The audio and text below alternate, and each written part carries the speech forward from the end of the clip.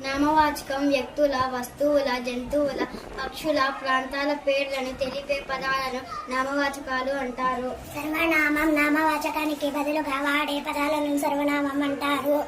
విశేష నామవాచకాల సర్వనామాల గుణాలను తెలిపే పదాలను విశేషణాలు అంటారు. క్రియ పనులను తెలిపే పదాలను క్రియలు అంటారు. అవ్యయం లింగ వచన విభక్తులు లేని పదాలను అవ్యయాలు అంటారు.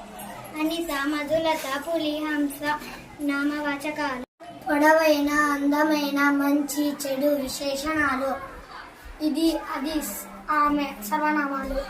అతడు, వారు, వీరు సర్వనామం. ఔరా, ఆహా, ఓహో అవ్యయం. ఢిల్లీ, బల్లి, పిల్లి నామవాచకం. నేను, మేము, నువ్వు సర్వనామం. కొను, అమ్ము, అమ్ము, కొట్టు క్రియలు. చేసి, తిని, వెళ్ళి క్రియలు. పెద్ద, చిన్న, చక్కని విశేషణాలు.